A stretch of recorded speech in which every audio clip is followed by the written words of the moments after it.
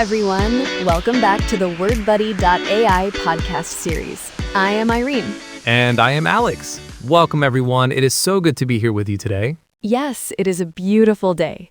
So, Alex, how are you feeling today? Did you have a good weekend? Well, my weekend was interesting. I feel a little bit confused today, to be honest. Confused? Really? Why do you feel confused? What happened? Well, on Saturday night, I went to a big party. My friend had a birthday. There were maybe 50 people there. There was loud music, lots of food, and everyone was talking and laughing. That sounds like a lot of fun. I love birthday parties. Did you eat some good cake? Yes, the cake was great, but here is the confusing part. I was in this huge room with 50 people. People were talking to me, but I felt sad. I felt very, very lonely. Wow, you felt lonely in a room full of people? How is that possible? I know, it sounds crazy, right? I was holding my drink, standing in the corner, and I felt invisible, like I was a ghost. I felt like nobody really saw the real me. Oh, Alex, that makes me feel sad for you.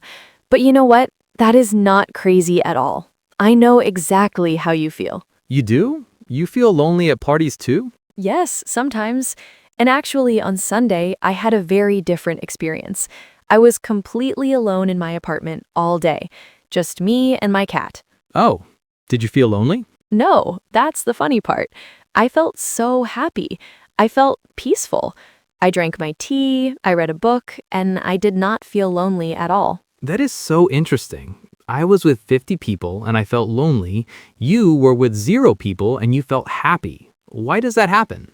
I think it's because we're confusing two different things. Being alone is physical.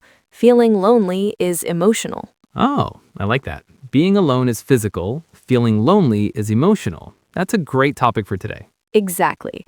Today, we are going to talk about loneliness versus solitude. We'll talk about how to find peace when you are by yourself and why we sometimes feel lonely even with many friends around us. This is a very important topic. I think everyone feels this way sometimes. Yes, but before we dive deep into this topic, we have a small favor to ask our wonderful listeners. That's right. If you're new to the WordBuddy.ai podcast series, please click the subscribe button. We want you to join our English learning family. And please like this video. It really helps us a lot.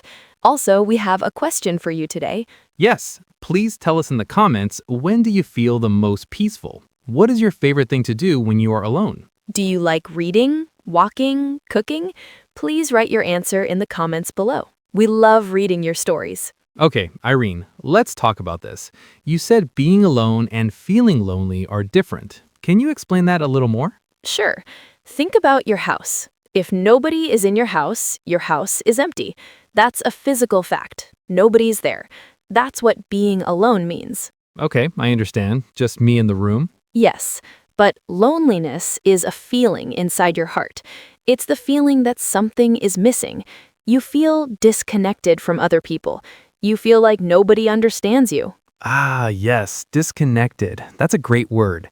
At the party, I felt disconnected. I was talking to people, saying, hello, how are you? But it was just small talk. Exactly. Small talk is like a wall. You say, nice weather today. And they say, yes, nice weather. But you don't share your real feelings. You are so right. We were just acting. I felt like an actor in a movie, not a real person. So how can we fix this feeling of loneliness? Should I just use my phone more? I have 500 friends on social media. Oh, Alex, social media is very tricky. Having 500 friends on the internet is not the same as having one real friend in life. Really? But when I post a photo and get 50 likes, I feel good for a minute. Yes, for a minute. It is like eating a potato chip. A potato chip? I love potato chips. But what do you mean? Think about it. Imagine you are very, very hungry. You need a real dinner. You need chicken, rice, and vegetables. But instead, you eat one potato chip. Well, it tastes good, but I will still be hungry. Exactly. A potato chip does not make your body full. We call this social snacking. Social media likes and short text messages are like junk food. They give you a quick, happy feeling, but your heart is still hungry for a real connection. Wow, social snacking. I do that every day. I sit on my sofa, I feel a little sad, so I open my phone. I scroll and scroll, I look at pictures of people on vacation, and after 1 hour, I feel worse. I feel more tired. Yes, you are emotionally hungry. You are starving for a real face-to-face conversation. Looking at a screen cannot feed your soul. That makes so much sense.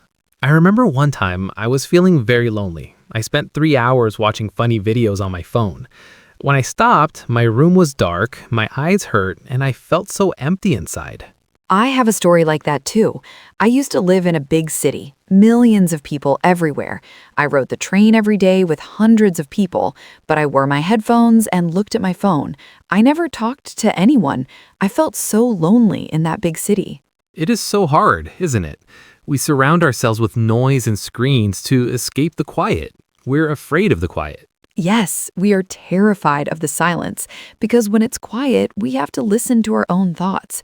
We have to be with ourselves. And sometimes I'm not a very good friend to myself. I criticize myself. I think, Alex, you are boring. You are not successful. No wonder I want to run away from myself. That's very honest, Alex. Many people do that. But here's the secret.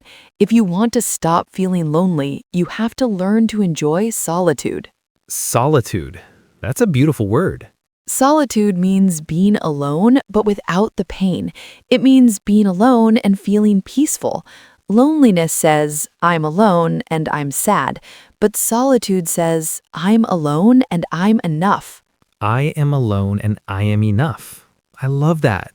But how do I do that? How do I change my lonely feeling into peaceful solitude?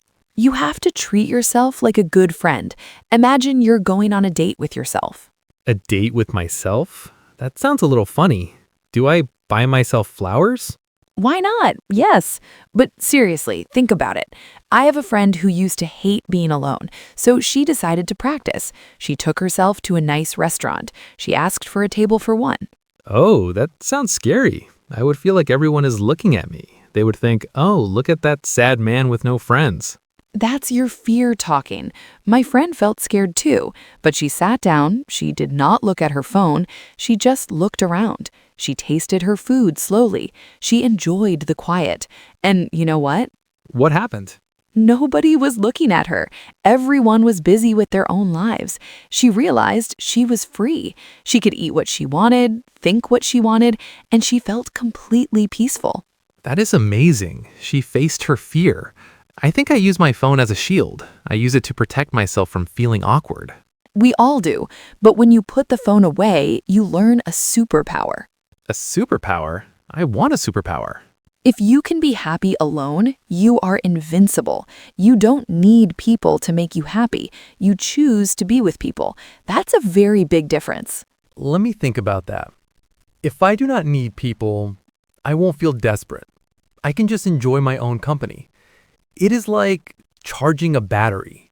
Yes, explain that analogy. I love that. Well, think about a mobile phone. You use it all day to make calls, play games, and watch videos. By the end of the day, the battery is at 1%. True, and if you do not plug it into the wall, it dies. Exactly. We are like the phone. Going to work, talking to people, doing chores. That drains our battery. We lose our energy. We need to plug into the wall, and the wall is solitude. That is a perfect comparison, Alex. Quiet time is how we charge our human battery. You sit in a quiet room, maybe you drink some tea, and your energy comes back. But wait, if I'm sitting in a quiet room, how do I stop my brain from worrying? Sometimes my brain is very noisy. I start thinking about my job, my bills, my problems. That's a great question. You have to be intentional. Intentional. That means doing something on purpose, right? Not by accident? Yes, do not just sit on the sofa and do nothing. Give your mind a gentle activity. For example, have you tried going into nature?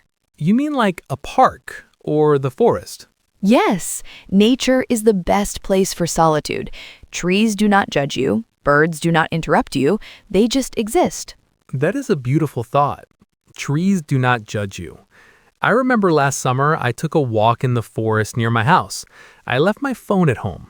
At first, I felt strange, like my hand was empty. But after 10 minutes, I heard the wind in the leaves. I smelled the pine trees. I felt so relaxed. See? That's solitude. You were connecting with the world and you were connecting with yourself. Okay, nature's good, but what if it's raining? Or what if I only have 5 minutes? I can't go to the forest every day. Then you can use pocket time. Ah, we talked about pocket time before. Remind me about it, Irini. Yes, think of time like small coins in your pocket. You have 5 minutes waiting for the bus. You have 3 minutes waiting for your coffee to boil. Oh, I usually throw those coins in the trash. I just look at social media. Try keeping those coins. Next time you wait for the bus, don't touch your phone. Just stand there. Feel the air on your face. Look at the clouds. Take a deep breath. Use those 5 minutes to charge your battery. That sounds so simple, but so difficult. My hand always wants to grab the phone. There's something called FOMO, right? Fear of missing out. Yes, FOMO is terrible. We always think there's a better party, a funnier joke, or a more important news story happening online. But you know what's better than FOMO? What? JOMO, the joy of missing out. The joy of missing out. How can missing out be a joy? Because when you miss out on the noise of the internet, you get to experience your real life. You get to hear the music of your own life. Cooking dinner, reading a book, walking your dog, these are real things. The music of my own life. I really like that.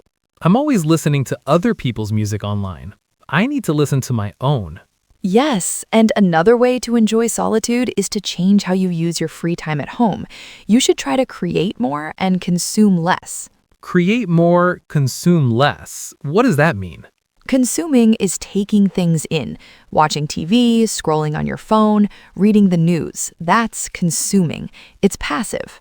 Okay, and creating. Creating is making something, writing in a journal, drawing a picture, cooking a new recipe, gardening. When you create, you fill the empty space in your room with your own magic. Wow, you're right. When I draw, I never feel lonely. I'm building something. I'm in the flow. Exactly. When you create, you are your own best company. And if you want another trick to help your brain be quiet, you can try something called box breathing. Box breathing? Like a square box? Yes, it is a very easy way to tell your body to relax. You breathe in for 4 seconds, you hold your breath for 4 seconds, you breathe out for 4 seconds, and you hold for 4 seconds. Let's try it right now. I want to see if it works. Okay, let's do it together. And everyone listening, you can try this with us. Ready? Ready. Breathe in. 1, 2, 3, 4. Now hold your breath. 1, 2, 3, 4. Breathe out slowly. 1, 2, 3, 4. And pause. 1, 2, 3, 4. Wow. I actually feel slower. My shoulders drop down. My heart is beating a little slower. It works like magic. When you slow down your breath, you send a signal to your brain. You tell your brain, I am safe. Everything is okay. That is a great tool for solitude. So if I start to feel anxious or lonely, I can just do my box breathing. Yes, and you can also use your home to help you. You should create a safe, quiet space in your house. A quiet space? My apartment is very small, Irene. It does not have to be a big room, just a small corner. Add some soft lighting, keep a good book there, maybe a warm blanket. Make it a space for reflection, not a space for looking at screens. I like that. A cozy corner just for me. But Irene, there's one more thing I want to ask. We talked a lot about being alone, but what about when we are with people? How do we stop feeling lonely in a crowded room, like at my party? Yes, that is so important. The problem is that we try to be cool. We try to be perfect. We don't want people to see our mistakes. True. I always want to look happy and successful. I want people to think I have a great life. But being perfect is like being a statue. A statue is beautiful, but it's cold. Nobody can connect with a cold statue. That is a powerful metaphor. A cold statue. So what should I be? You should be a messy human. You should be vulnerable. If you're sad, say you're sad. If you're nervous, say you're nervous. But that feels risky. If I tell someone I feel nervous, they might think I'm weird. Or they might say, me too. I feel nervous too.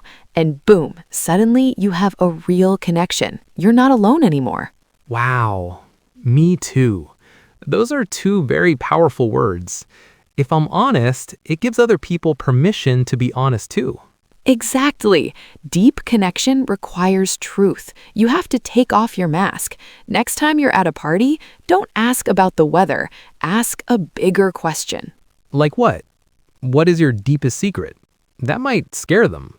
No, maybe not that big, but you could ask, what is the best thing that happened to you this week? Or what are you reading right now? Ask something real. I can do that. What is the best thing that happened to you this week? That's a friendly question, but it goes deeper than the weather. So, Alex, we have talked a lot today. How do you feel about loneliness and solitude now? I feel much better. I realize that loneliness is just an alarm bell. It's my body telling me I need a real connection. And solitude is my medicine. It's how I charge my battery. That is a beautiful summary. Solitude is your medicine. You can sit with yourself, breathe, and remember that you are enough. And I don't need to eat social media potato chips. I need to cook a real emotional meal by having honest conversations. I am so proud of you, Alex. You really understand it. Thank you, Irene. This conversation has been very helpful for me. I think I'll try taking myself on a date this weekend. Maybe just a coffee shop to start. No phone, just me and my coffee. That is a wonderful plan. I am sure you will have a lovely time with yourself. You are a very nice person to hang out with. Thank you. And speaking of having a lovely time, I see we are almost out of time for today's podcast. Yes, time goes by so fast when we are having a good conversation.